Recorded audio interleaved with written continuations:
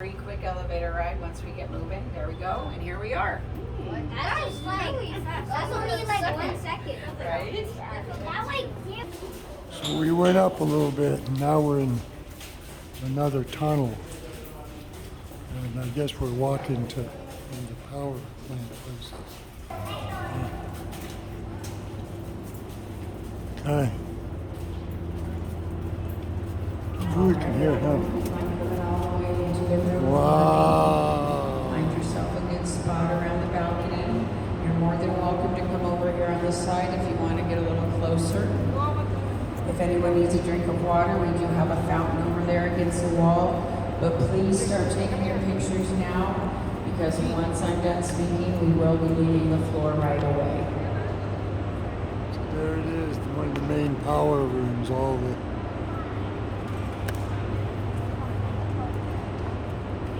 Welcome to the Nevada wing of the power plant in commercial generators.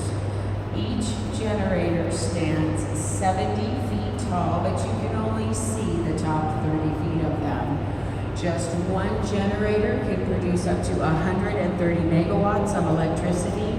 That's enough to power about 65,000 homes. Look at the first generator, N1.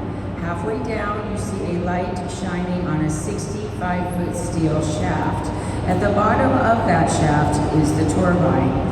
The water comes down through those huge penstock pipes, hits the turbine at about 48 miles an hour, spinning the shaft, which is connected to the rotor housed inside the red drum. And if you look right below us, that is the rotor that came out of N3. That's why it looks like there's a generator missing. The rotor is made up of 40 electromagnets. Each magnet weighs 4 tons. This rotor below us, those magnets have been removed for maintenance. So right now they are reassembling this rotor. Now sitting around the rotor inside the red drum is what is called the stator, and that's about 5 miles of stationary copper coil. The rotor spins at 180 revolutions per minute. So as those magnets spin around the copper coil, that reaction is how they produce electricity here at Hoover Dam. If the lights on top of the generators are on, they are in operation. Next, if you look down at the power looks like plant only one of them. Two of them are working. Small rust-colored Pelton water wheel enclosed within a fence.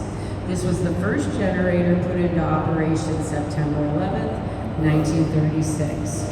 This is very important because it's where we get all our in-house power here at the dam, such as for lights, elevators, and machinery. Wow, that red one right there is still going. This on the Arizona side, so one of these generators is always running. These smaller generators produce 2.4 megawatts of electricity. Now, if you look above the generators towards the ceiling, you will see 2 P and H bridge cranes going across the room. First one has our American flag hanging from it, and its sister is a little farther down the bay. These cranes are original, run on tracks, and can be moved the entire length of the power plant. It's what they use to install the generators, and they're used for maintenance.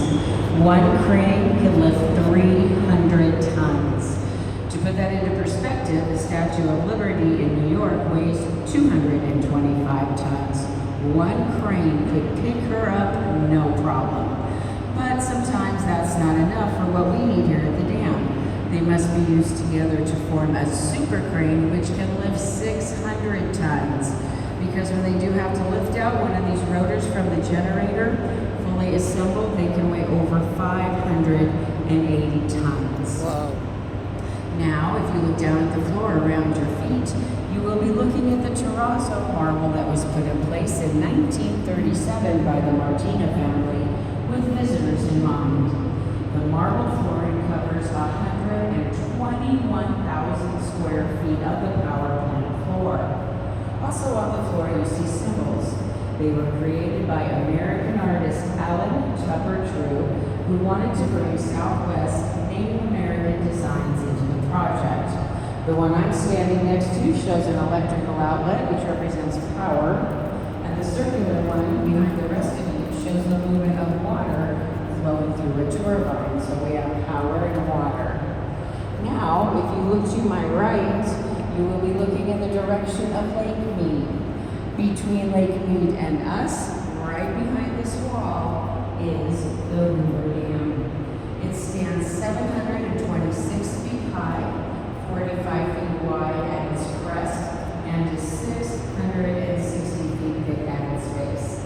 So to help you visualize this, if you look from this wall all the way back down the room, that is 650 feet long. So you still need to add 10 more feet to have the equivalent of the thickness at the very base of the dam. Wow, it's that All right, thick. ladies and gentlemen, next stop on our tour is going to be the Visitor Center.